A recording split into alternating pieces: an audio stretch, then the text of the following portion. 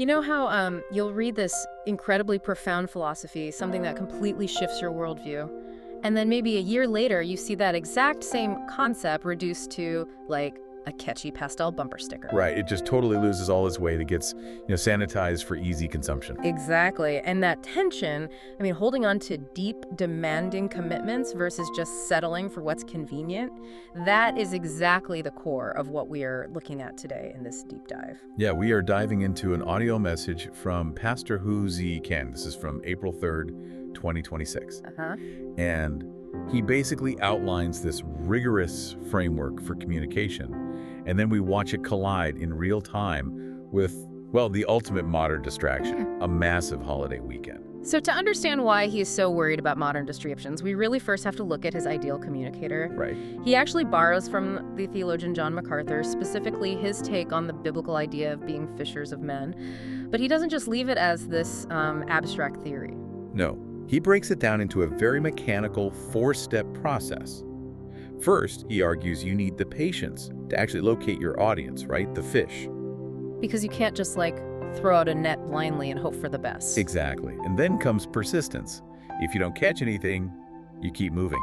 You return to the same spots over time. You map the waters, essentially. Yeah, which naturally requires intuition, knowing the exact time and place to act. But the fourth trait is the one that really stops you in your tracks. Wait, what's the fourth one? He insists the most crucial discipline for a successful fisherman is to stay completely out of sight. Oh, wow. Completely hidden? Completely. Because if the fish see the shadow of the fisherman, they scatter. He applies this directly to evangelism, meaning the messenger's ego just cannot block the ultimate message of Christ. Right, because if people are looking at you, they aren't looking at what you are trying to show them. Exactly. Let's actually pause on that for a second. Yeah. In today's hyper-visible influencer culture, everyone wants to be the brand, you know? Oh yeah, completely. So the idea that a communicator should become functionally invisible, that is radically counterintuitive.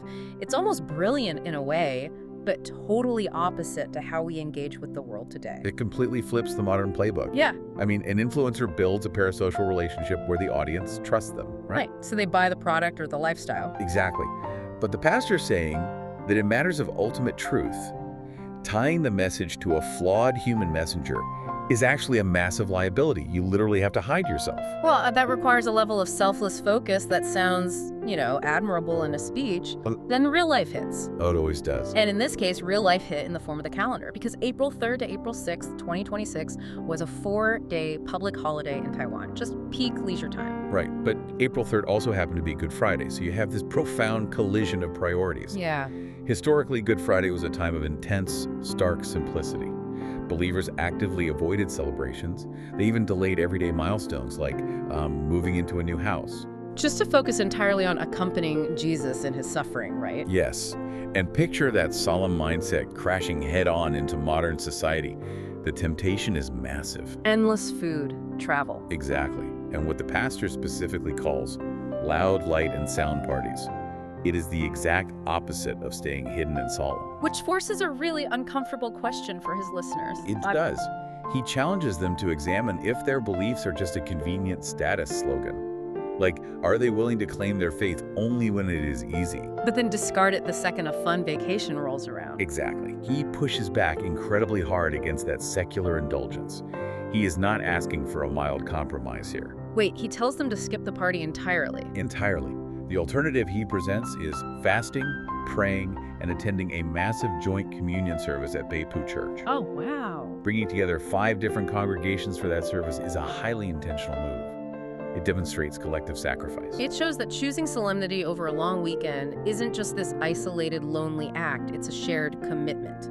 Yeah, it reinforces that invisible, disciplined identity we talked about earlier. Let's bring this directly to you, the listener.